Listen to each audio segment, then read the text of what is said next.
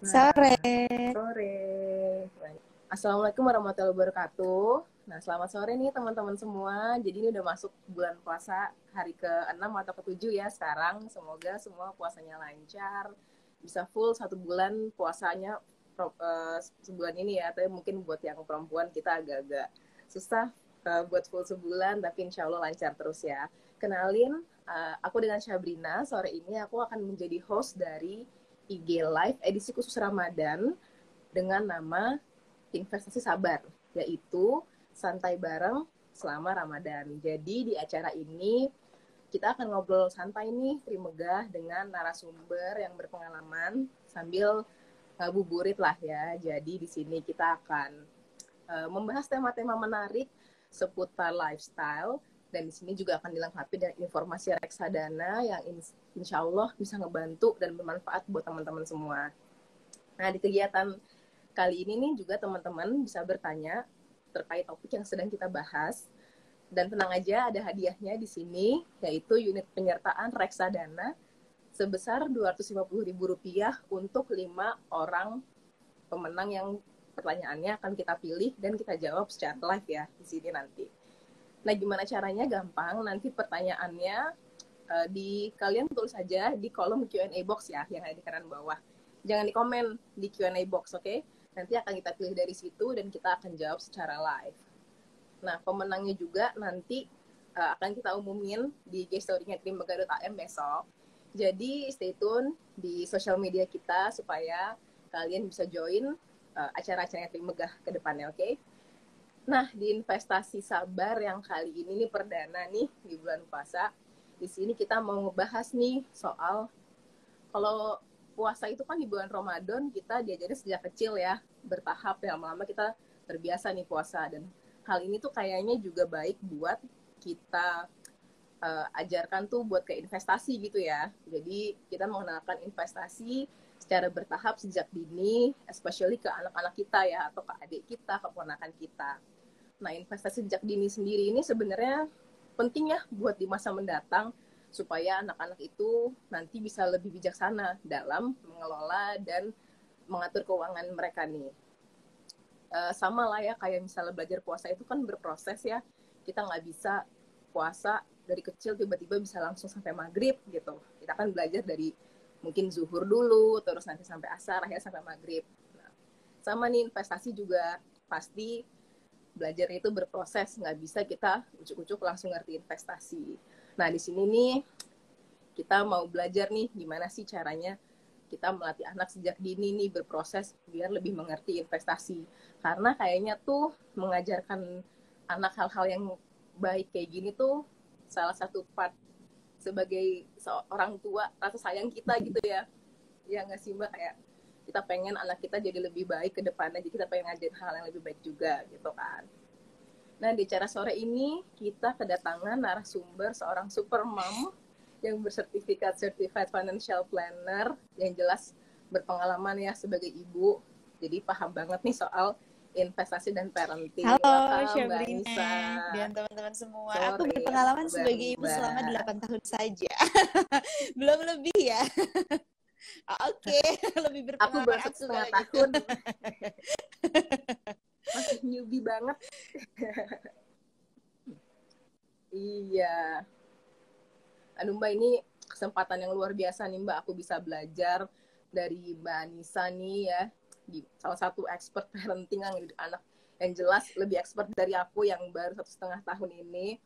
Nah, Mbak Anissa, boleh dong Mbak, mungkin anak aku kan baru 1,5 tahun ya Mbak. Aku tuh jadi kayak masih belum ada bayangan gitu sebenarnya kita tuh kalau ngajarin anak soal konsep puasa gitu ya, mumpung Ramadan nih. Ini baiknya tuh mulai umur berapa sih Mbak? Sebenarnya ini ngelihat anakku doang ya. Kita tuh balik ke pemahaman anaknya sendiri gitu. Dia tuh paham konsepnya tuh gimana sih? Karena sejujurnya ini ya, saya loh umur mau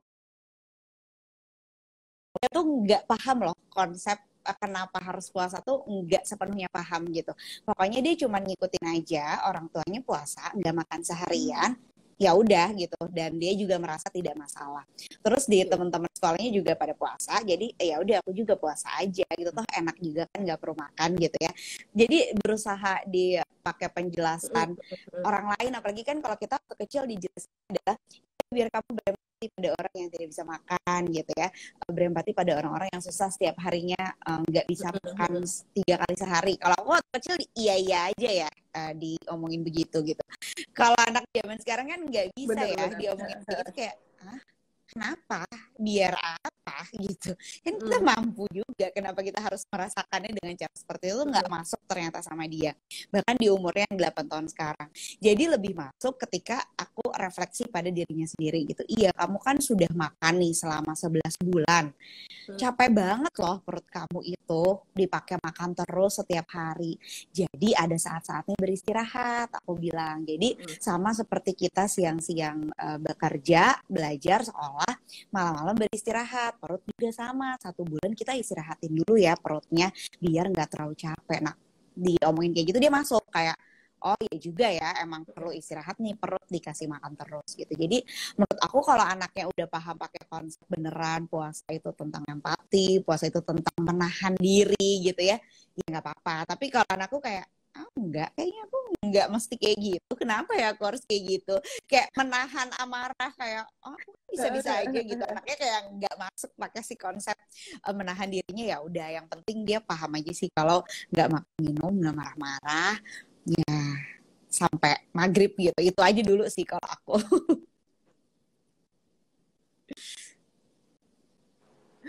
Iya. Mbak, tapi tadi yang part anak kalau nggak makan malah seneng gak sih dia? Ngerti banget sih Mbak, karena anak kecil disuruh makan tuh kayak malah seneng. Dia kayak nggak makan, oke. Oh, benar. Nggak usah makan, nggak apa-apa. Bener. Iya, Mbak, tapi kalau misalnya kayak itu kan ngejalan konsep yang mungkin beda-beda kali ya. Jadi tiap anak tuh ya tergantung ininya kali ya, tergantung umur dan pengertian masing-masing ya. Mungkin kalau anak kecil, anak aku cuma bisa baru diajak makan bareng gitu pas berbuka ya. Kayak, ya nih, lagi emang dia nanya siang-siang kan nggak paham juga kan. Iya, dia juga nggak ngerti sih. Dia kayak, ya aku main, aku makan, ya udah gitu ya. Tenang, jangan ambisius. Iya, nggak apa-apa. Masih 1,5 tahun, it's okay. Tapi kalau pengalaman yang Mbak Anissa sendiri, anaknya Mbak Anissa tuh ya jadi mulai puasa iya, jadi aku tuh lihat anak teman-temanku ya kan, meskipun orang bilang tidak boleh membandingkan, tapi kan pasti ada aja, oh kok dia masih TK udah bisa puasa sampai maghrib gitu. Selalu ada perasaan kayaknya anak gue juga bisa gitu ya. Tapi kondisinya adalah anakku itu umur 5 tahun, berat badannya kurang sampai di garis merah bawah. Jadi memang sangat-sangat kurang. Jadi di 5 tahun aku kayak nggak bisa nih, kamu makan 3 kali sehari aja masih tetap kurang gitu. Nah, terus di 6 tahun juga masih sama. Jadi tuh ketika anak udah ada di garis merah, perjuangan naikin kembali ke hijaunya tuh nggak cuman 1 hari 2 hari ya, nggak cuman 1 bulan 2 bulan gitu. 1 tahun aku tuh menjalani kayak sampai akhirnya dia balik lagi ke garis hijau. Itu tuh lama banget dan kayak capek, super duper capek. Nah, tahun lalu kan berarti dia 6,5 tahun. Itu udah mulai stabil, berat badannya udah di garis hijau lagi.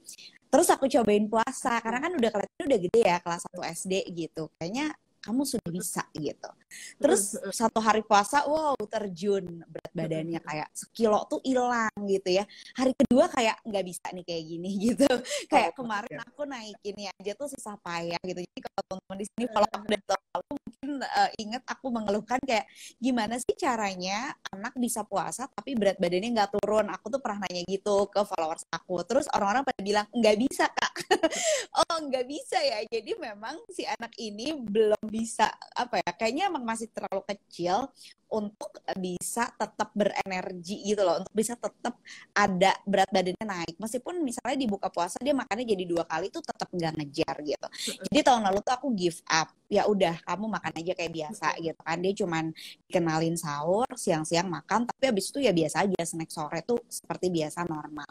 Nah tahun ini jadi tahun pertama nih Selo coba puasa, aku coba lagi juga nih kayak tahun lalu. Jadi dicobain puasa 1 hari, oh ternyata nggak turun berat badannya.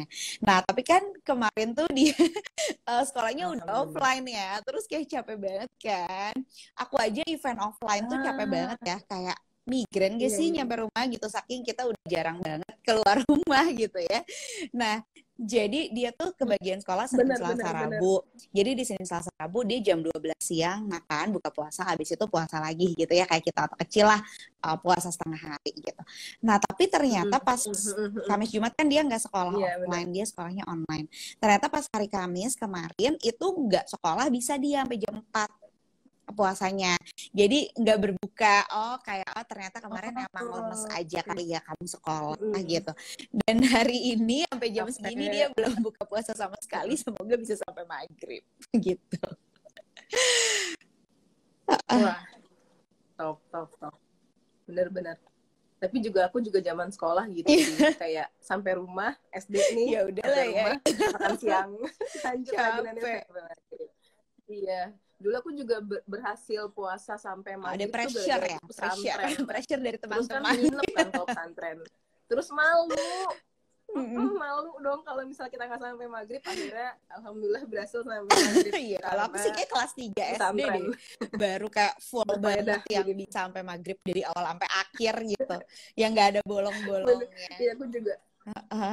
Aku juga umur-umur segitu. Nah, jadi emang balik ya ke keadaan anak-anak ya, kalau kita ngajarin anak puasa. Aku juga mikir sih Mbak, masalah berat Lelah badan anak ya. ini kan luar biasa sebagai seorang ibu. Iya, anak nggak makan 1 kali aja rasanya udah kayak, aduh gitu. Apalagi sehari kan kita, aduh luar biasa pasti rasanya. Bener-bener. Nah, kan sama nih Mbak ya, kayak kalau puasa nih mungkin kita itu kan bertahap tuh tadi. Jadi awalnya buka pas zuhur, nanti jadi asar, lama-lama kuat nih sampai maghrib. Nah, Mbak Nisa, kalau misalnya menurut Mbak Nisa nih, eh, investasi itu juga kayak gini nggak sih? Kayak kita tuh bisa kayak ngajarin anak bertahap gitu. Dari kecil kita mulai ajarin dari kecil banget gitu. Iya, Gimana sebenarnya menurut kalau Mbak kita Nisa? ngomongin investasi sama anak, kita juga dari kecil diajarin nabung loh, bertahap gitu ya. Kita semua aku yakin waktu kecil punya celengan. Kita Mm-mm. semua, apalagi yang seumuran aku ya, aku pada bilang video Mm-mm. pending sih, aku aman kan ya? Oh ya udah, Aku di sih aku di juga aku nggak delay jalan sih soalnya. aman lancar. Berarti mungkin di kamu. Ya oke. Jadi kita Oke. semua waktu kecil tuh diajarin nabung, di celengan. Habis itu di sekolah juga pakai buku tabungan tuh kita nabung gitu ya. Kita tuh selalu diajarin nabung dari kecil. Tapi lihatlah kita sekarang, Mm-mm. apakah kita semua sanggup langsung bisa berinvestasi, bisa kelola uang kan enggak gitu. Nah itu sebenarnya miss di parentingnya nih. Iya, Jadi iya. ini jawabannya akan agak panjang ya. Aku akan jelaskan Iya. satu-satu. Jadi kesalahannya itu ya, kesalahan tanda kutip karena orang tua kita dulu kan enggak enggak paham tentang financial planning. Jadi juga otomatis nggak bisa ngajarin ke kita gitu ya. Nah, yang Iya, iya. harus dipahami pertama, delay lagi semua orang bilangnya, boleh nggak aku coba ganti wifi sebentar ya? Aku ada Masa 2 wifi, sih? aku ganti wifi sebentar. Oke, oke, oke. Heeh. Oke, semoga sudah lebih lancar. Karena udah 3 orang tadi yang bilang delay. Semoga udah lebih lancar. Nah, jadi tadi aku sampai kesalahan Oke. orang tua di zaman dulu itu, kesalahan tanda kutip karena tidak belajar literasi keuangan adalah hanya mengajarkan kita menabung. Jadi, ayo kita sekarang jangan hanya mengajarkan anak menabung gitu. Jadi kita ajarkan anak kelola uang itu komprehensif. Dari awal nih ya, dari awal kayaknya anakku umur 2 tahun apa 3 tahun gitu ya. Udah mulai nanya kan, ibu ngapain sih kerja gitu. Ibu jangan kerja, tantrum gitu kan. Nangis, pokoknya orang tuanya nggak boleh kerja gitu. Nah, itu adalah step pertama ngajarin ke anak uang itu datangnya dari mana. Uang itu datang karena kita bekerja gitu. Orang dewasa itu tugasnya bekerja supaya bisa menghidupi dirinya sendiri dan menghidupi keluarganya gitu. Nah, di bagian bekerja ini perlu agak sedikit hati-hati. Kenapa? Karena banyak banget yang bilang Bekerja itu untuk beli susu, bekerja itu untuk beliin kamu mainan, bekerja itu untuk beliin kamu buku gitu ya. Dan anak tuh bisa dengan gampang bilang, ya udah aku nggak usah beli mainan aja, tapi ibu nggak usah kerja gitu. Nah itu juga kan miss ya. Oh ada kekurangan nih bahwa kita jangan bilang kita kerja itu demi sesuatu yang sebenarnya tuh bisa gitu anak nggak punya gitu. Waktu anakku kecil akhirnya aku bilang aku kerja untuk bisa bayar listrik, jadi kamu bisa tidur pakai AC, karena dia tipe yang cranky banget tuh kalau nggak pakai AC ya, karena dia nggak suka panas. Jadi dia kayak mikir, oh berarti harus banget nih kerja gitu. Aku kerja untuk beli galon ya, nanti kamu nggak bisa minum, gimana nih kalau kamu nggak bisa minum gitu. Jadi kita mulai dari basic needs. Manusia dewasa bekerja untuk memenuhi kebutuhan rutinnya gitu. Bakalan masuk tuh pasti di dia, nggak mungkin dia bilang ya udah aku nggak usah minum aja, itu kayak nggak mungkin gitu ya. Jadi dari awal banget nih Arti gimana caranya menghasilkan uang, ini bisa jadi motivasi juga nih buat anak bahwa oh aku sekarang menjalani proses belajar di sekolah, pada akhirnya suatu hari nanti aku harus bekerja untuk menghidupi diriku sendiri dan untuk memenuhi basic needs-ku gitu. Nah setelahnya yang nomor 2 belum nabung dulu nih. Yang nomor 2 adalah mengajarkan anak berbelanja. Jadi gimana caranya spending. Kita semua diajarin nabung tapi gak semua orang bisa belanja dengan baik gitu ya. Banyak orang yang oh tanggal cantik aku belanja aja gitu. Oh ini lucu semua orang punya masa aku enggak. Itu kan tidak tahu caranya belanja gitu. Di proses berbelanja ini kita ngajarin anak bahwa kita hanya bisa membelanjakan uang yang kita punya gitu. Jadi kalau nggak punya uangnya nggak bisa beli. Ini orang dewasa banyak banget nih yang nggak punya kemampuan ini. Kalau nggak punya uangnya, aku minjem dulu.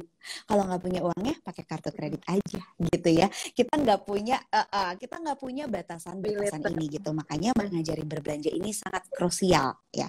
Ngajarin berbelanja. Kalau nggak punya uangnya, kalau belum cukup maka menabung ya. Maka kamu bisa menyimpan sebagian uang kamu untuk nanti dibelanjakan. Nah ini udah konsepnya baru saving gitu ya. Kita saving untuk membelanjakan hal-hal yang tidak bisa kita beli sekarang. Dan yang terakhir ada sharing. Apalagi ini bulan Ramadan ya, pas banget kayaknya untuk ngajarin konsep sharing sama anak. Sharing itu berbagi sama orang-orang yang lebih membutuhkan gitu ya. Gak semua orang punya uang sebanyak kita, gak semua orang punya uang seperti kamu. Jadi kita bagi deh sebagian untuk orang-orang yang membutuhkan gitu. Jadi konsepnya tuh bakalan utuh, dia akan tahu dari mana uang datang gitu. Lalu gimana caranya belanja gitu ya. Again, nggak pakai uang yang kamu punya. Habis itu, oh sebagian diantaranya kalau aku mau beli barang yang uangnya aku belum punya, maka aku harus nabung gitu. Nextnya adalah, oh berarti aku juga sebagian kecil harus dibagikan sama orang lain. Nah itu tuh dia akan menghadapi prosesnya tuh secara utuh. Dan kalau misalnya anaknya masih kecil banget ya, kalau kayak anakku kan dia udah bisa kayak belanja di e-commerce, aku punya uang segini, dia nambahin sendiri, ngitung ongkir, uangku cukup apa enggak, dia udah bisa gitu, karena dia tambah-tambahan, dia udah bisa uang. Tapi kalau di anak yang usianya lebih kecil, kayak masih balita, itu tuh bisa dengan jualan, jadi role play berjualan. Oh, kita menukar gitu ya. Aku punya uang-uangan gitu, aku punya uang-uangan, tukar sama yang kamu punya, ini artinya adalah jual beli gitu. Itu juga sebenarnya bisa. Dan yang terpenting sebenarnya kalau anaknya masih batita, itu adalah belajar self control. Jadi banyak orang dewasa yang kesulitan dan punya masalah keuangan karena tidak punya self control yang baik, karena tidak tahu bahwa ada batasan-batasan emosi yang harus kita jaga supaya kita nggak kebablasan dalam mengeluarkan uang gitu. Tandanya kalau marah ya jangan belanja. Kalau kamu lagi kesel sama orang ya kamu regulasi emosinya, bukannya jadi melarikan diri sama belanja gitu. Kalau kata anak zaman sekarang tuh, kalau kamu lagi bahagia ya nggak perlu selalu self reward gitu ya. Dan kalau kamu lagi sedih nggak perlu selalu self healing gitu. Jadi si self reward versus self healing itu dipisahkan dulu sama emosi kamu. Jadi keputusan kamu atas belanja itu sebisa mungkin rasional dan bukan emosional. Dan ini diajari dari batita nih. Gimana kita meregulasi emosi anak. Bahwa marah itu boleh, marah itu perasaanmu, tapi perilakunya nih yang jangan jadi marah-marah, jangan jadi banting barang gitu ya. Jadi bedakan emosi dan perilaku. Sama seperti kita orang dewasa, kita membedakan emosi marah kita dengan perilaku berbelanja kita gitu.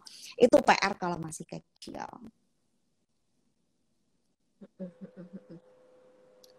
Oh oke, jadi tuh kalau untuk ngajarin investasi tuh nggak bisa langsung ya, jadi benar-benar harus ngerti dulu nih semua tentang keuangan nih, dari gimana cara dapetin uangnya, terus ini ngatur belanjanya gimana, terus nanti kalau nggak ada uangnya ditabung dulu, terus juga ada sharing lah ya kita gitu.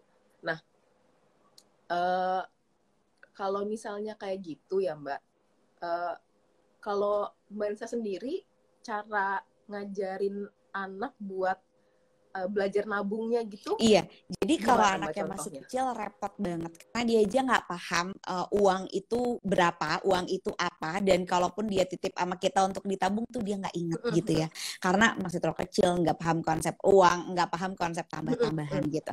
Tapi once anaknya bisa kenal angka, jadi kalau anakku umur 5 tahun udah kenal angka, dia cuma tahu kayak 5 lebih besar daripada 4 gitu ya, karena 1 2 3 4 5 taunya gitu doang ya. Tapi dengan tahu angka gitu aja itu udah mulai bisa diajarin tentang uangnya nih. Jadi misalnya mau belanja, dia cuma punya uang 50.000. Terus aku bilang, ini harganya 60.000. 5 dan 6 lebih besar mana gitu. Lebih besar 6 berarti kamu tidak cukup uangnya. Kamu simpan dulu, nanti kita tambah lagi uangnya. Misalnya minggu depan kalau udah punya uang jajan, baru kita tambahkan, nanti kalau udah cukup baru bisa beli gitu. Jadi dari situ, dari dia mau beli apa dulu, maka kamu nabung untuk itu gitu. Karena anak-anak tuh kan konkret banget ya. Mereka tuh nggak bisa loh diajak ngebayangin jangka panjang. Jadi mereka nggak bisa diajak ngebayangin kalau kamu nabung 6 bulan, nanti 6 bulan lagi kamu akan bisa beli laptop baru gitu. Lama banget, nggak paham gitu ya. Nggak bisa gitu. Jadi harus konkret nih, kamu punya uangnya Iya, lima iya, puluh iya, ribu. iya. Jadi anakku tuh dikasih uang jajan 50.000 per minggu. Kamu punya uang jajan 50.000.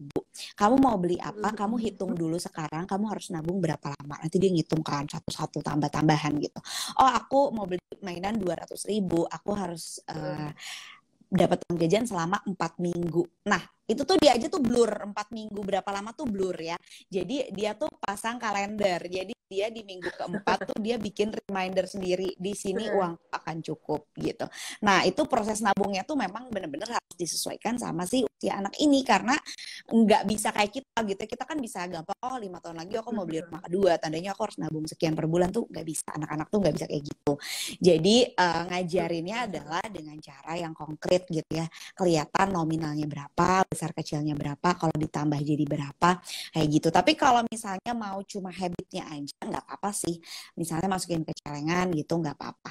Sama yang terpenting adalah uangnya datang dari mana. Itu kan ya, yang orang bingung tuh ya, anak dapat uangnya dari mana gitu. Nah kalau kayak anakku karena udah besar, dia minta Iya, uang iya. jajan sendiri gitu. Ya udah, kita sepakat 50.000 dia dikasih setiap hari Jumat. Itu aku pisahkan sendiri gitu uang jajannya. Tapi ada juga orang tua yang tipe parentingnya misalnya, oh kalau dia mengerjakan hal-hal yang di luar tanggung jawabnya maka dibayar. Misalnya tanggung jawabnya cuma beresin kasur, nyiram tanaman, sama nyalain lampu gitu ya kalau malam-malam. Nah terus dia mau bantu ibu deh nyuci baju misalnya gitu, nyuci sepatu. Nah itu kan di luar job desk. Dibayar misalnya, juga boleh-boleh aja gitu ya, tergantung kesepakatan masing-masing bersama si anak. Makanya earningnya ini harus dicari tahu dulu nih gitu. Kalau aku bukan tipe yang kayak gitu gitu. Aku bukan tipe yang pekerjaan rumah aku bayar, aku nggak begitu. Jadi dia hanya dapat uang jajan aja. Waktu dia belum punya uang jajan waktu TK, itu dia cuma dapat uang pas lebaran aja.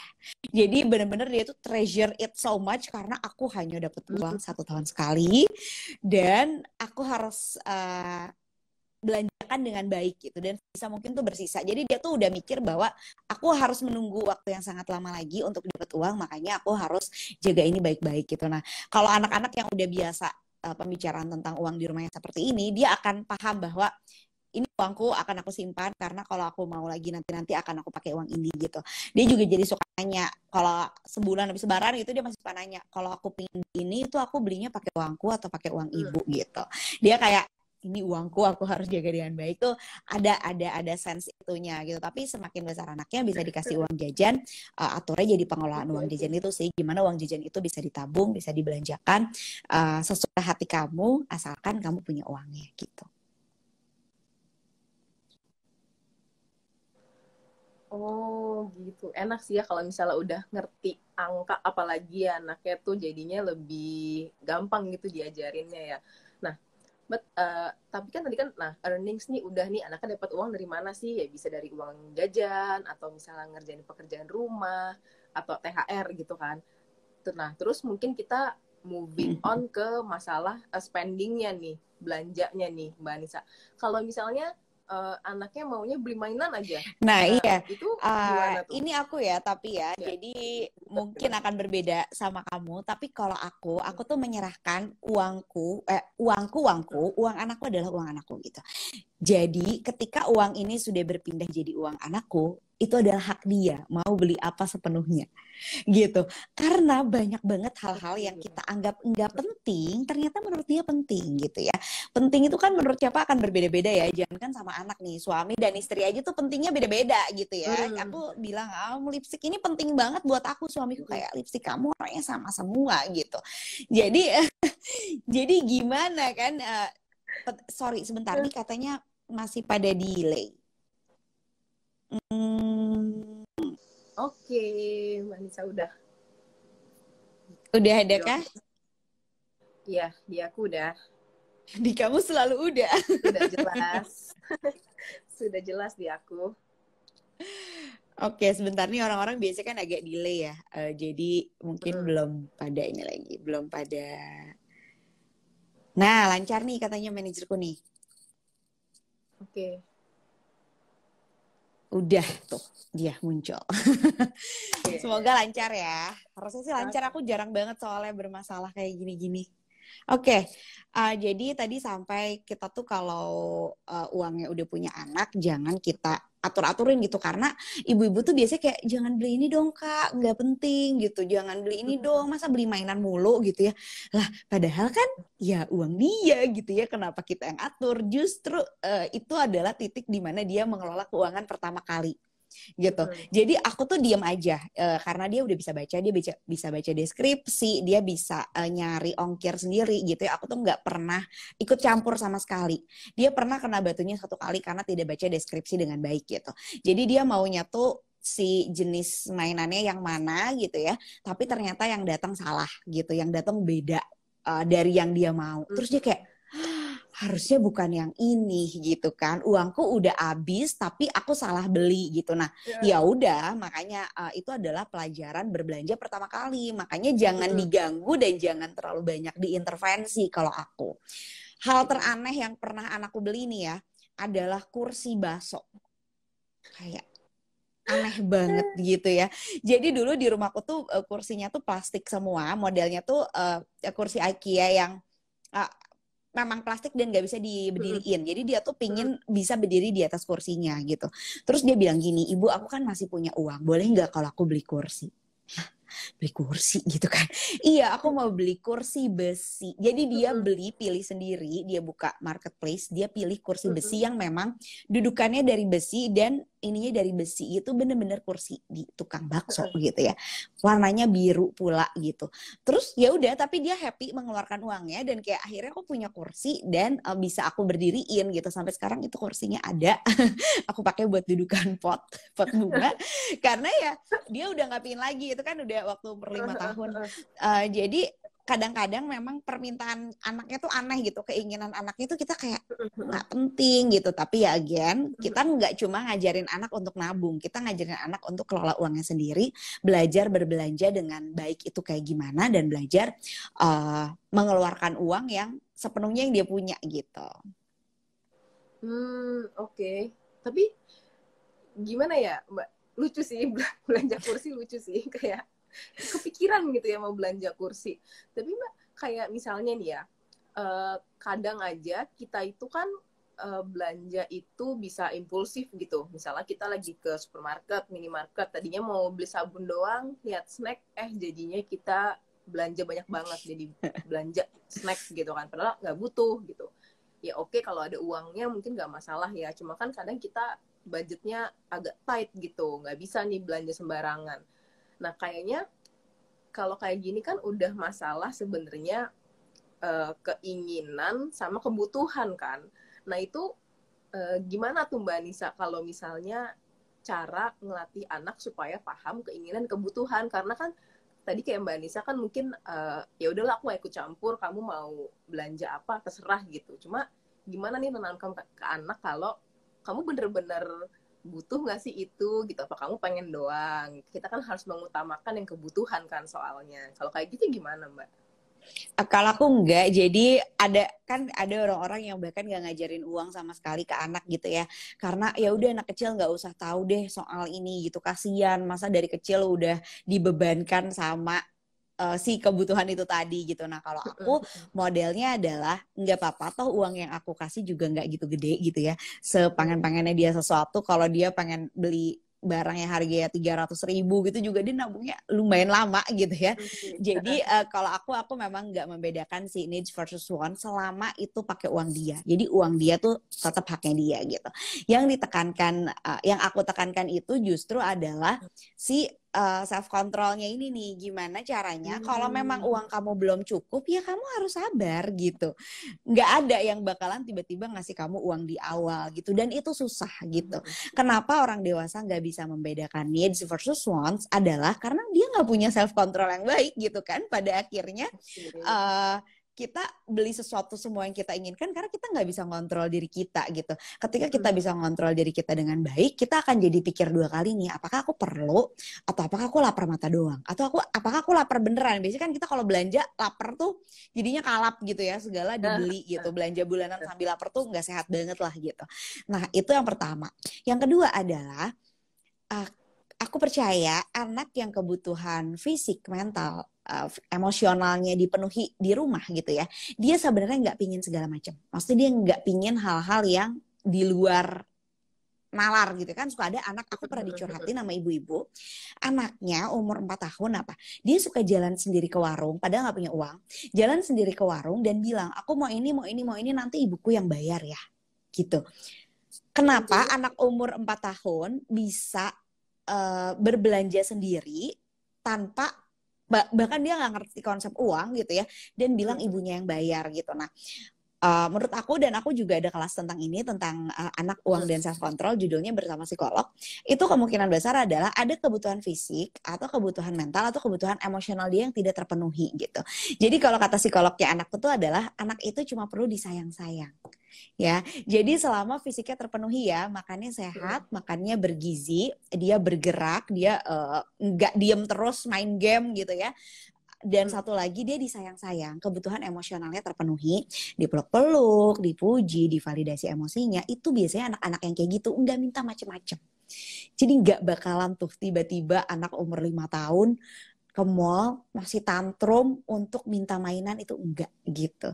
Karena ya secara umum kebutuhannya sudah terpenuhi gitu. Jadi anak yang memang dipenuhi itu biasanya nggak minta macam-macam. Jadi nggak perlu kita secara spesifik, kamu nggak butuh ini loh, kamu nggak perlu ini loh gitu. Kita harus membedakan needs versus wants, nggak sespesifik itu, tapi dengan sendirinya dia nggak minta macam-macam gitu. Makanya kalau kata temanku yang play advocate ya, yang penting tuh bermainnya bukan mainannya gitu. Orang tua tuh biasanya fokus pada mainannya, membelikan mainan. Apalagi kalau kita udah terlalu sibuk kerja ya, kita udah lembur beberapa hari kayak guilty gitu kan. Yang kita lakukan pertama kali adalah beliin mainan ya kan. Atau kan kita habis kerja keluar kota, yang diingat pertama kali adalah beliin apa ya buat anak ya, gitu. Bener. Iya kan, seolah-olah membelikan mainan itu jadi selesai masalahnya gitu. Itu kan beda ceritanya gitu. Mungkin yang anak butuhkan itu kehadiran, bukan mainan. Jadi yang penting itu bermainnya, bermain bersama anaknya, bukan mainannya. Nah itu sih yang harus diingat duluan. Oke, wah ini makin seru nih Mbak. Mbak Nisa, makin seru pembicaraan kita nih ya. Nah sebelum kita lanjut nih, Mbak Nisa, mungkin aku mau ngingetin ke teman-teman kalau misalnya di sini kita teman-teman bisa bertanya, bisa isi pertanyaan di Q&A box kita. Nanti 5 pertanyaan terpilih bisa menjadi pemenang dan mendapatkan unit penyertaan reksadana sebesar Rp250.000. Oke, jadi nonton terus ya guys. Dan jangan lupa diisi di Q&A box-nya. Nah, lanjut nih. Mbak Nisa tadi seru banget ya. Jadi memang yang paling penting itu sebenarnya kebutuhan dasar anak itu yang harus dipenuhi terlebih dahulu ya. Kayak, dan anak tuh sebenarnya nggak melulu harus kita beliin mainan atau kita beliin apapun lah. Sebenarnya yang penting ya dia punya quality time sama orang tuanya aja, kayaknya sebenarnya udah happy ya anak. Dan dari situ anak pun malah jadi nggak terlalu yang kayak minta ini minta itu, nggak banyak tantrum ya. Nah kan tadi Mbak Nisa udah bahas juga tuh gimana cara tadi earnings ya, dapetin uangnya gimana, terus belajar spending, lebih ke self control anak.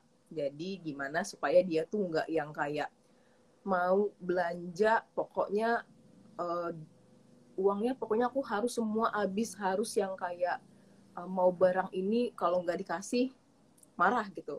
Nah kayak gitu terus kan nanti. Nah Mbak gimana nih terus gimana caranya dari situ kita bisa jadi savings kan.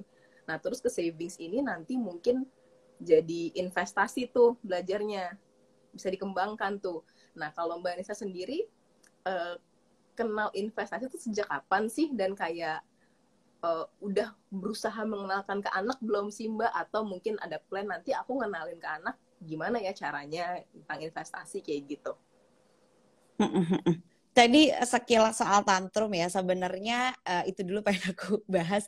Jadi sebenarnya ketika umurnya 2 tahun 3 tahun, kalau kalian tahan dan kalian nggak kalah, itu anak nggak tantrum lagi. Jadi kalau anaknya udah umur 5 tahun gitu ya, udah lewat usia batita tapi masih ngamuk ketika minta sesuatu, nah mungkin ada kebutuhan emosinya yang belum dia pelajari dengan baik gitu. Jadi anak belum bisa meregulasi emosinya sendiri, sehingga pada akhirnya ya marah kalau nggak dikasih sesuatu. Nah kalau aku sebenarnya nggak belajar investasi dari kecil, tapi orang tuaku itu, keluarga aku tuh termasuk yang terbuka banget soal uang. Jadi aku tuh baru menyadari nggak semua orang ternyata membicarakan uang di keluarganya gitu ya. Nah aku tuh waktu SMA tuh diliatin slip gaji ayah aku sama ibu aku, karena kayak aku banyak mau dan ibu aku tuh kayak udah give up, mau dibilangin apa lagi sih nih orang gitu, nih anak gitu ya. Jadi ini slip gaji ayah gitu. Terus kita pengeluaran sebulan gini. Jadi ibu aku tuh breakdown cash flow bulanan dan nanya sama aku, jadi uang dari mana nih kalau kamu tiba-tiba minta uang segini gitu. Ya mikir ya, mau nggak mau gitu. Dan itu bukan hanya itu gitu yang ibu aku lakukan, ayah aku lakukan adalah kerja pertama kali, uang tuh jadi topik yang biasa aja gitu di rumah. Sampai misalnya punya pacar ya, udah kerja punya pacar, ayah aku tuh nanya tuh spesifik kayak gajinya berapa, karyawan tetap apa enggak, di kantornya ada asuransi apa enggak gitu, kira-kira dia nanti gimana karirnya, mau kalau pindah kerja kemana, pokoknya detail banget, perkara uang tuh ditanya detail. Dan ternyata orang lain tuh enggak ya gitu, banyak banget ternyata teman-teman aku yang ayah-ayahnya bahkan tidak bertanya sama si calon suami anaknya gajinya berapa. Takut banget kayaknya ayah aku ya kalau nggak ditanya gajinya berapa gitu, anak gue makan apa gitu kan. Jadi kalau ditanya belajar investasi dari kecil enggak, tapi belajar membicarakan uang tuh iya banget gitu. Sehingga pada akhirnya aku juga sama mantan pacar semua tuh membicarakan uang gitu, dan aku nggak ngerasa, ternyata banyak orang yang nggak mau ngomongin uang, takut dikatain matre gitu ya, takut dikatain ih masa belum nikah aja udah ngomongin uang. Lah justru sebelum nikah lu ngomongin uang gitu, setelah nikah baru ngomongin uang, tiba-tiba dia punya banyak utang zong gitu kan. Nah hal-hal kayak gitu yang diomongin dari awal. Tapi kalau ditanya kapan investasi, aku baru investasi setelah hamil. Jadi nikah, hamil baru mulai investasi. Ya triggernya tetap anak gitu. Meskipun sebenarnya aku terpapar tentang investasi ini tuh udah dari kuliah ya. Karena di sosmed zaman dulu, di Twitter tuh pembicaraan investasi tuh sebenarnya udah ada. Tapi kan kalau nggak ada panggilannya, nggak bakalan juga gitu ya. Panggilan kamu apa gitu. Panggilan aku adalah hamil, terus nih anak kalau bukan gue yang sekolahin, siapa yang mau sekolahin gitu. Nah itu kan panggilannya ada di situ gitu. Sehingga aku mulai belajar kelola uang, dan salah satunya belajar berinvestasi gitu. Jadi kalau misalnya teman-teman di sini merasa, aduh aku belum pengen nih investasi gitu, tapi belum ada tanggungan, bukan sandwich generation, tidak menghidupi adik, enggak apa-apa. Aku selalu bilang, ya udah kamu investasi yang lain dulu aja, kamu tingkatkan skill, kamu mau sekolah lagi mungkin, kamu beli buku, itu boleh banget gitu. Nanti setiap orang akan punya panggilan kapan sih berinvestasinya gitu. Dan kalau misalnya udah ada tahu tentang siklus hidup manusia ya, aku juga ini panggilan yang lain adalah oh ternyata aku kerja dari umur 25 sampai umur 55 tuh 30 tahun. Dari umur 55 sampai umur 85 juga 30 tahun gitu. Gimana caranya aku menghidupi masa pensiunku kalau sekarang aku nggak berinvestasi. Jadi ada kesadaran bahwa kita tuh hidup nggak cuma sekarang aja, tapi juga nanti. Tapi juga kita nggak cuma hidup nanti aja, jadi semua orang diinvestasiin gitu kan. Ada orang yang kayak, aku mau investasi aja semua uangnya gitu buat masa depan, gak apa-apa sekarang susah-susah. Enggak mau gitu, aku nggak mau sekarang susah. Aku mau sekarang senang, di masa depan senang. Jadi kuncinya dijaga gaya hidup itu, uangnya diinvestasikan sehingga kita bisa nikmatin hidup hari ini dan kita juga merasa tenang karena di masa depan kita udah siapkan uangnya. Oke, jadi emang sebenarnya transparan soal keuangan itu juga penting di keluarga ya, kalau dari Mbak Risa. Jadi kayaknya anak juga jadi aware sama uang, jadi paham dan jadi kayaknya lebih bijaksana dalam mengatur keuangannya karena mungkin ngerti juga ya soal keuangan dari orang tuanya, dan orang tuanya tuh transparan nih ngasih tahu kita tuh uang segini, pengeluarannya segini. Kamu juga harus tahu batasan-batasannya di mana gitu. Kalau kamu mau itu ya kamu nabung, atau kalau mungkin investasi nanti kalau misalnya kamu mau hidupnya lebih enak ke depannya, bebannya lebih ringan lah, beban keuangannya gitu kali ya Mbak Nisa. So far ya, ada anak temanku yang suka chat aku gitu ya, tante aku mau nanya investasi gitu ya. Itu tuh aku lebih mudah menjelaskannya, dan mereka juga lebih mudah paham tuh sekitar usia 14 tahun lah, 13-14 tahun. Jadi udah mulai ngerti bahwa oh reksadana tuh konsepnya gini ya gitu. Oh saham tuh konsepnya gini ya. Itu tuh baru pas SMP lah gitu. Jadi kalau ngomong ke anak SD tuh masih kayak susah nih ngejelasinnya, kayak gitu ya? nggak mudeng gitu. Kayak aku udah jelasin sebisa mungkin dengan bahasa yang gampang tuh tetap belum masuk gitu. Dan bahkan nih katanya ya, kata senior-senior yang anaknya udah lebih gede lagi gitu ya, akan masuk bangetnya tuh, ngong bangetnya tuh di usia 17 tahun. Jadi kayak baru paham bahwa oh mobil tuh mahal banget ya. Nah itu tuh baru di 17 tahun gitu. Sebelumnya tuh makanya kenapa banyak remaja yang kayak marah-marah minta beli iPhone, marah-marah minta beli motor, karena emang nggak masuk gitu di otaknya. Mahal murah tuh gimana gitu, konsepnya tuh memang belum masuk. Jadi sangat wajar ketika ibu aku jelasin ke akunya pas aku SMA gitu ya, sehingga di usia 17 tahun aku juga udah lebih paham. Dan teman-teman yang sekarang ngerasa anak gue kok nggak ngerti ya dijelasin saham, ya mungkin masih SD gitu ya, emang belum ngerti juga gitu, otaknya belum nyampe gitu. Iya. Aku juga ngerti finance gitu pas kuliah sih, itu pun gara-gara kuliahnya finance. Sebelumnya total blank, bener-bener kayak ada orang ini anaknya sih ini main saham, aku kayak hah gimana caranya dia masih sekolah main saham, tuh kayak nggak paham gitu. Saham itu apa itu aja tuh kayaknya iya kan susah banget masuk, jelasin gitu ya ke anak SD tuh nggak bisa. Iya benar sih, emang harus sesuai umur juga ya dijelasin. Jadi ya jangan expect anak tiba-tiba paham, oh ibu kerjanya investasi saham, kamu juga harus paham nih, masih kecil. Kayaknya nggak bisa juga kayak gitu ya. Bener. Mbak Nisa sendiri, Mbak bisa share nggak sih kalau misalnya Mbak Nisa sekarang tuh kayak investasinya apa aja sih instrumennya gitu? Oke, aku tuh suka bilang aku tuh bucin reksadana ya. Aku tuh kayak, aku naruh hampir semua tujuan keuangan tuh pasti ada reksadananya gitu. Meskipun misalnya uang pensiun aku taruh sebagian di saham, sebagian di ETF, sebagian di DPLK, tapi tetap ada porsi reksadana saham gitu.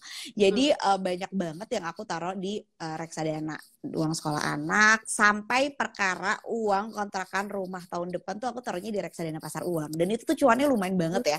Jadi daripada diem doang, kita nabung tiap bulan selama 12 bulan, ngapain gitu ya, nggak kemana-mana uangnya gitu. Tapi kalau kita taruh di reksadana pasar uang, itu uangnya tuh nambah gitu, ada hasilnya gitu. Bahkan aku asuransi kesehatan tahunan aja kan, aku pakai asuransi kesehatan tahunan pribadi, itu aku tabungnya di reksadana pasar uang yang terpisah juga gitu. Jadi memang aku punya banyak banget produk reksadana. Kenapa? Dan aku tuh selalu bilang, kenapa reksadana itu cocok buat berbagai tujuan keuangan dan cocok buat pemula, karena kita bisa nabung dengan nominal yang sama setiap bulannya gitu. Meskipun aku sering banget ya dengan orang bilang, culun banget sih, ngapain, mendingan sekalian di saham aja daripada reksadana saham gitu. Iya, kalau sekarang misalnya nabungnya cuma bisa 300.000 gitu ya per bulan dan kita maunya flat gitu. Ya nggak bisa, kamu bulan depan kalau di saham mungkin harus jadi 320.000 gitu atau bulan sebelumnya 280.000 gitu karena harga sahamnya naik turun. Tapi ketika kita pakainya reksadana kita ya udah flat aja 300.000 semua tuh bisa banget gitu. Makanya aku selalu bilang kalau memang sekarang belum nyoba investasi, coba deh beli reksadana pasar uang gitu. Uang kamu tuh nggak akan kemana-mana gitu ya. Maksudnya nggak bikin kamu terlalu nervous, nggak bikin kamu terlalu deg-degan, tapi kamu belajar bahwa investasi itu harus nyemplung dulu. Karena banyak banget orang yang bilang, aku tuh awam banget, tapi aku tuh pemula banget, tapi nggak nyoba-nyoba gitu. Dan ketika nggak nyoba-nyoba ya pada akhirnya nggak bakalan tahu juga rasanya gimana gitu, caranya gimana, hasilnya gimana, itu nggak bakalan muncul-muncul juga gitu, perasaan tidak awamnya lagi. Makanya dicoba dulu aja reksadana pasar uang, again diversifikasi ya, nggak semuanya di reksadana juga, cuman hampir semua tujuan keuanganku tuh aku pakainya reksadana gitu. Reksadana ya. Iya sih emang. Sebenarnya gampang banget ya pakai reksadana tuh simple ya Mbak, apalagi kalau misalnya kita yang kerja nggak bisa setiap hari ngeliatin, kalau misalnya saham kan harus diliatin terus-terusan nih ya, setiap hari diliatin gerak sahamnya, sementara kalau reksadana kita santai aja pokoknya, biar dikelola sama profesional. Terus zaman sekarang gampang banget, banyak aplikasi-aplikasi online, kita tinggal beli lewat handphone. Terus harganya juga murah banget ya Mbak, paling minimal kayak 10.000 pun bisa. Terus siapa aja bisa juga ya, yang penting punya KTP aja. Itu kayaknya zaman sekarang emang reksadana udah paling gampang lah ya ibaratnya. Nah, oke. Mbak Nisa nih, kita udah lumayan lama banget nih sekarang, kayaknya kita udah masuk ke Q&A kali ya. Luar biasa nih Mbak Nisa, penjelasannya crystal clear banget. Aku banyak banget dapet ilmu-ilmu baru, kayak masalah soal anak tuh nggak perlu diatur-atur uangnya kayak gitu, aku baru nggak sekarang. Oke, mungkin kita bisa masuk ke pertanyaan kali ya nih. Aku coba cari pertanyaannya, aku baca dulu. Pertanyaan pertama ini, oke, ini dari @mami.3kids. Kak, gimana tips berkolaborasi dengan pasangan dalam mempersiapkan dana pendidikan anak? Jadi sebenarnya ini tuh pertanyaannya bukan masalah keuangan ya. Jadi setiap kali gimana caranya ya ngomong sama suami, gimana caranya ya diskusi sama suami. Ini adalah topik rumah tangga gitu ya. Mungkin kamu lebih tepat ngomongnya sama konsultan pernikahan.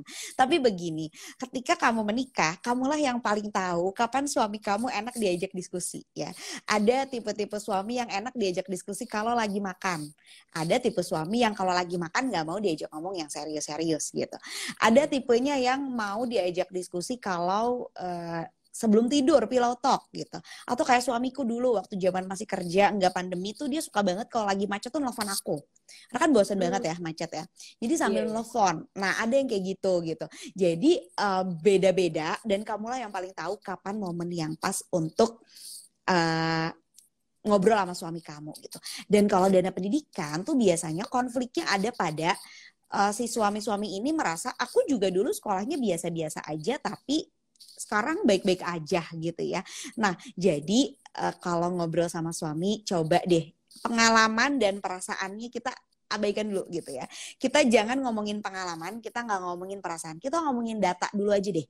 Kamu tahu nggak kalau kamu mau sekolah swasta di Jakarta, SD sekarang, at least kita tuh harus punya 50 juta tahu biar bisa pilih sekolah dengan gampang gitu. Data.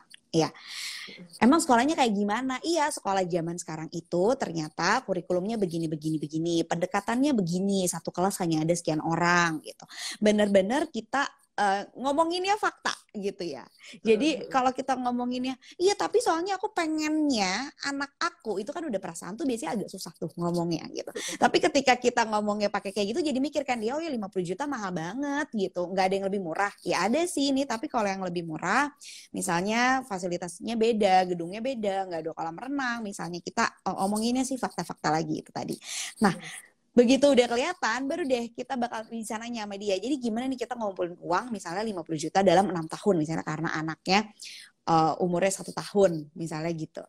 Nah, baru bisa masuk ke situ. Nah, tapi kalau misalnya si suaminya masih kayak nggak usah lah, nggak usah sekolah yang gitu-gitu amat gitu ya. Nah, itu berarti ada ketimpangan pemahaman antara kamu sama suami.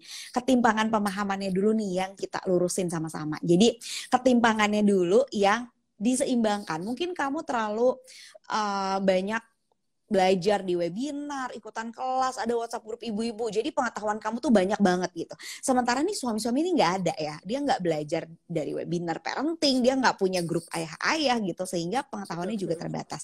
Jadi pengetahuannya disamain dulu gitu. Pemahamannya disatuin dulu. Aku tuh mau anak kita sekolah di tempat A karena misalnya dia tuh gaya belajarnya tuh kinestetik, dia tuh anaknya suka bergerak, jadi dia kayaknya kurang pas deh kalau masuk sekolah dengan kurikulum A, atau misalnya dia kurang pas deh di sekolah negeri karena muridnya banyak, takutnya nggak kehandle, kayaknya lebih cocok dia di sekolah alam misalnya gitu.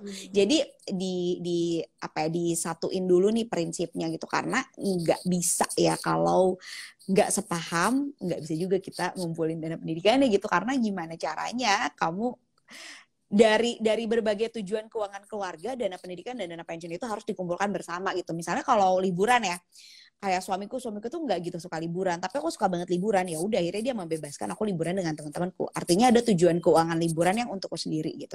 Tapi kalau kita ngomongin pendidikan dan pensiun, itu pasti kita harus ngomong sama suami gimana pun caranya, karena akan kita lakukan bersama-sama. Oke, intinya kita harus komunikasi kalau bisa based on fact lah ya, kalau ke pasangan gitu. Terus disamain dulu nih ininya, cara pikirnya. Nah, oke, ini ada pertanyaan lain nih, Mbak Nisa. Jadi pertanyaannya adalah dari Kimi7027. Ada nggak sih strategi terbaik bagi ibu rumah tangga agar bisa konsisten nabung reksadana nih setiap bulan? Oke, jadi pertanyaan paling umum ini karena ibu rumah tangga ini merasa tidak punya uang yang cukup ya untuk berinvestasi. Biasanya ini pertanyaannya muncul gara-gara ini gitu. Nah, jadi kita harus meyakinkan dulu nih, sebenarnya kamu tuh punya uang sisa nggak sih untuk diinvestasikan gitu. Bisa aja uang yang suami kamu kasih tuh emang ngepas banget buat semua kebutuhan rumah tangga gitu. Jadi belum tentu cukup kan uang yang dikasih sama suami itu. Kamu harus make sure dulu nih pengeluaran kamu apa aja yang dipakai buat rumah tangga dan apakah ada sisanya. Kalau ada sisanya bisa diinvestasikan gitu. Nah, kamu coba dulu deh investasinya di yang risikonya paling rendah seperti reksadana pasar uang. Nah, tapi sebenarnya bisa juga nih kamu, karena reksadana ini udah bisa dari nominal kecil banget ya, bisa juga caranya dengan kamu menyisihkan, yang penting nabung dulu gitu. Yang penting kita punya habit untuk menyisihkan uang dulu. Misalnya oke, karena aku cuma bisa nyisihin 10.000 seminggu, nggak apa-apa deh. Bulan ini aku mau mencoba menyisihkan 10.000 seminggu. Tapi ada sense bahwa aku sudah mulai belajar berinvestasi, aku punya produk investasi untuk simpananku sendiri. Nanti bulan depan kalau uangnya lebih bisa ditambah untuk disisihkan berinvestasi, akan aku tambah lagi gitu. Jadi habitnya juga penting gitu ya. Selama uangnya ada itu sih, makanya kalau ada orang bercandaan financial planning gimana uangnya aja nggak ada, ya emang bener gitu. Tapi uang saku aja bisa dikelola gitu. Anak SMA punya uang saku aja bisa dikelola, dan itu sudah financial planning. Makanya diusahakan yakin dulu pengeluaran kamu apa aja, lalu dikurangi lah sama si penghasilannya gitu. Karena nggak ada cara lain ya. Yang namanya investasi itu selisih antara penghasilan dikurangi pengeluaran. Kalau ternyata penghasilan sama dengan pengeluaran, nggak bisa investasi gitu. Kalau ternyata pengeluaran lebih besar daripada penghasilan, berarti uangnya kurang gitu. Oke, aduh Mbak Nisa, thank you banget nih jawabannya. Tapi nih, ya ampun, kita ternyata udah 1 jam, Mbak Nisa, udah luar biasa, nggak kerasa ya tadi ngobrol-ngobrol banyak banget. Ini pertanyaannya juga sebenarnya bagus-bagus banget, cuma sayangnya waktunya ya sudah habis 1 jam. Ini kayaknya kita memang cuma bisa menjawab 2 pertanyaan aja nih ya kayaknya live. Jadi minta maaf banget buat teman-teman deh, pertanyaannya bagus-bagus banget. Ini 2 pertanyaan yang tadi sudah aku bacakan dan sudah dijawab oleh Mbak Anissa. Ini congratulations, ini menjadi pemenang dari hadiah di IG Live kali ini. Mohon maaf sebesar-besarnya ya kalau misalnya ada yang salah-salah, ada kekurangan, mungkin tadi juga ada masalah-masalah teknis. Mohon pengertiannya teman-teman, semoga juga di sini puasa tetap lancar ya. Makasih banget nih Mbak Anissa juga udah menyempatkan waktunya nih hari ini ya. Dan teman-teman juga makasih banyak udah nonton. Nah, jangan lupa teman-teman tetap follow Trimegah AM biar nggak ketinggalan, karena minggu depan kita juga tetap ada nih live lagi. Nanti tenang aja, kita semoga waktunya juga kita bisa lebih banyak ya, jadi pertanyaan yang jawab juga nanti ke depannya lebih banyak. Jadi thank you, mungkin Mbak Nisa juga thank you Mbak Nisa. Terima Thank you ya. kasih, maaf ya aku nggak paham hari ini kenapa, biasanya nggak pernah kayak gitu. Jadi semoga kalau yang ketinggalan nanti bisa nonton di Instagram videonya ya. Nanti akan aku save juga Instagram videonya. Semoga yang pengen dengar omongan Mbak Anissa juga nanti bisa di-rewatch lagi ya. Oke, selamat sore semuanya. Stay safe and healthy everyone. Tetap jaga prokes ya dan segera vaksin. Thank Bye-bye. you. Thank you.